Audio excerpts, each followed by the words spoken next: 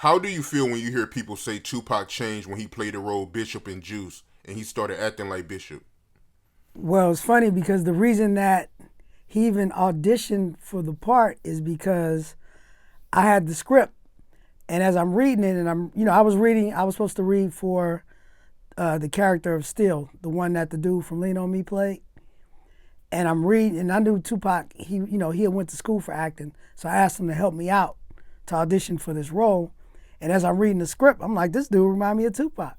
So it wasn't like the character reminded me of Tupac, how he already was. So that's one of the reasons that he actually came and read for the part, because it was almost, that part was made for him, because he was a wild guy like that.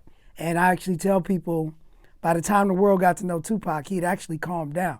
Because when I first met him, just straight out the jungle, out these projects in Marin City, he was on edge. Let me just say that.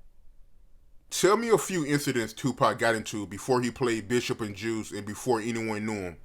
That he got into, well, it's a story I always tell. We'd be on the road, and if, no matter where we were, if he felt like he was being disrespected, he'd want to address it, right then and there, in whatever city we was, and it didn't matter if we were outnumbered or not.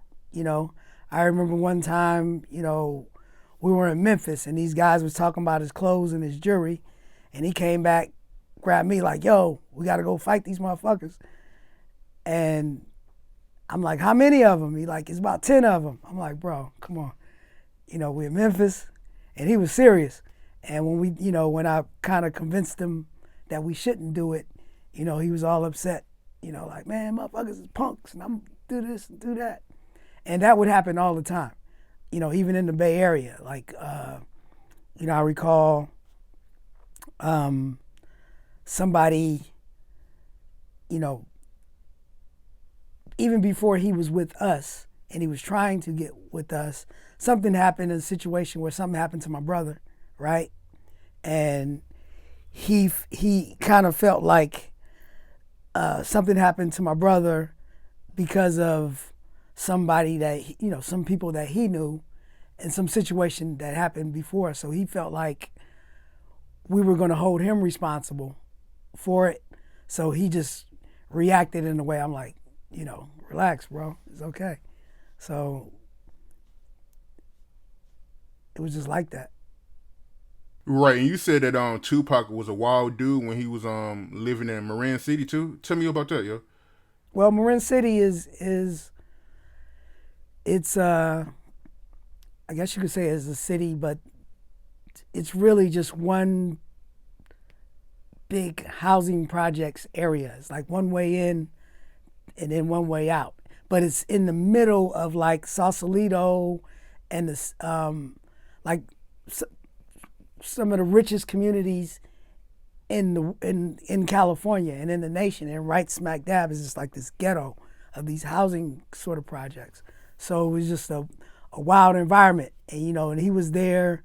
I believe at the time he was like, sleeping from couch to couch because he didn't really have a permanent place to stay. So he was just in super survival mode. You know what I mean? And and when we met him, that's where he was. That's what his mind state was. And so, just he, like I said, he was ready to react, and especially when it came to if he perceived that he was being disrespected or not being respected, because at the time, that's all he had. He didn't have any material possessions. All he had was his respect as a man, the way he perceived it. What kind of position was Tupac in when y'all first met Tupac? Because Shock G, he said that Tupac, he couldn't drive, he had no license, and he had no credit. He also said that he helped Tupac get his first apartment. Yeah, I mean, when it comes to the driving part, I don't think he ever really learned how to drive well enough to be considered a responsible driving citizen. I'll tell you that much.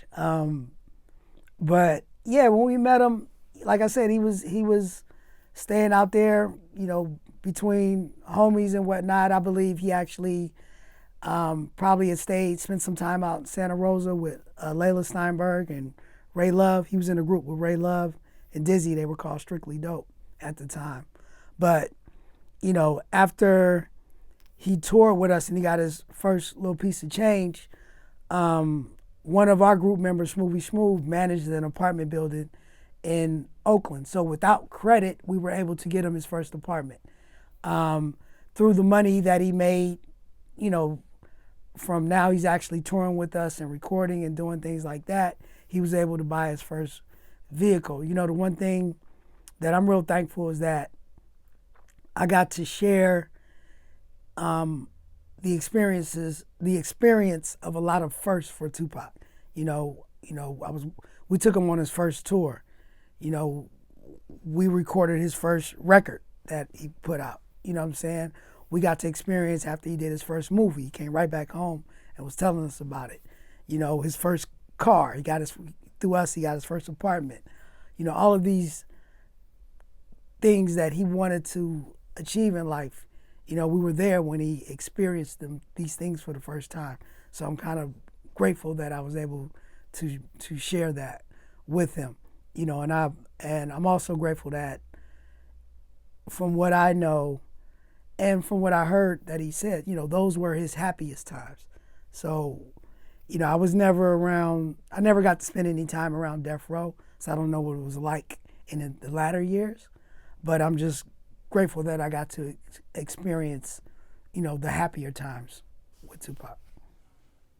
In Shock G, he said that Tupac, he used to leave his apartment unlocked with his windows open, with his jewelry and everything inside. Well, Pac, like I said, it was his first apartment, and it was the first time that he ever had something that was his. So, it took him a while to sort of kind of realize the value of having keys to things, because he never had his own keys, I don't believe. He's always staying with an aunt, with a homeboy, with somebody or somewhere. This was his first place that was his. So I think that, sometimes he would forget his keys, leave them in the house, and he wasn't patient enough to wait or call a locksmith. He wanted to get in right away. So he would, right. If he locked himself out, he would break into his own place, bust a window or pry the door open or whatever it is. He had to learn to appreciate these things over time.